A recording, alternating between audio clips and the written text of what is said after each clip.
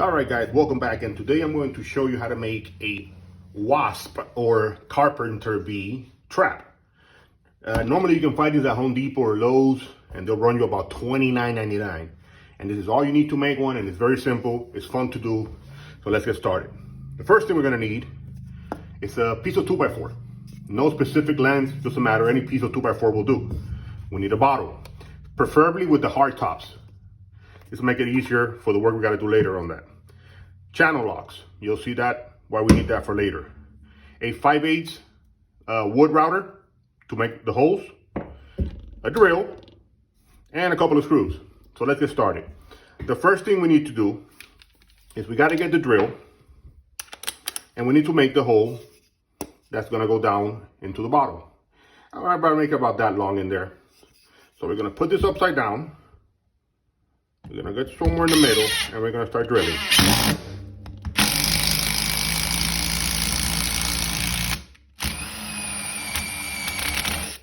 And we got a mess, but that's how you do it.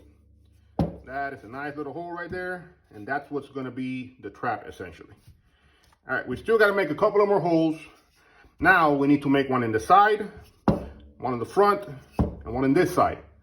You can get away with just one in each side or one in the front, but for the sake of this video and to keep it simple, we're gonna do one in the front and we're gonna do one in one side. Now this hole has to be at an angle to meet the other hole that you did here in the bottom, okay? So that way when the bees go inside, their only way out is to go down into the hole where they see the light. Actually, for the sake of this video, we're just gonna do one in the front. So more or less down here somewhere, go in, and you start making the hole.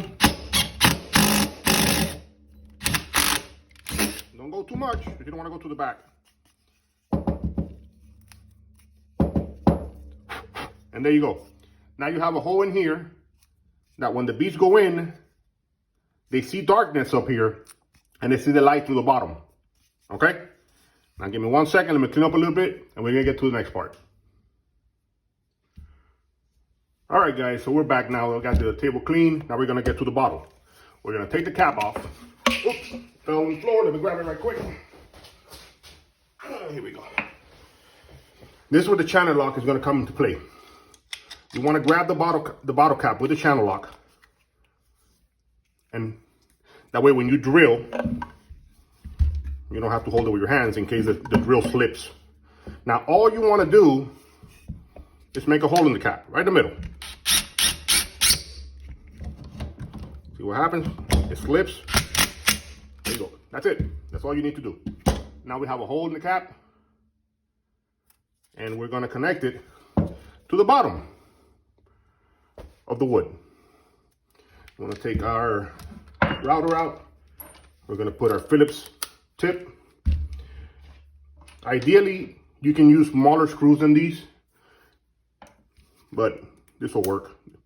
Now we're gonna put the screws on the cap.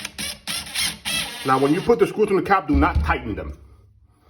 Because if you tighten them, you'll warp the cap and then the bottle won't screw in correctly. I'm gonna put one on each side. And that's it. Now we have a bee trap. You get your bottle, you screw it on. And now what you do with this, you grab one of these, you put it right here, hand tighten. You can use a drill bit or you can use to pre-drill it if you want. I can do it with a hand.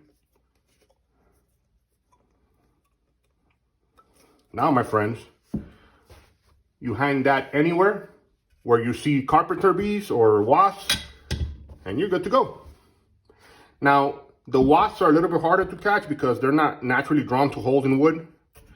So you need to put a solution in the bottle, put some water and sugar, and they'll go in there and get trapped. So beats me how they don't know how to fly up through the hole again and get out. But there you have it, guys. Carpenter bee and wasp trap.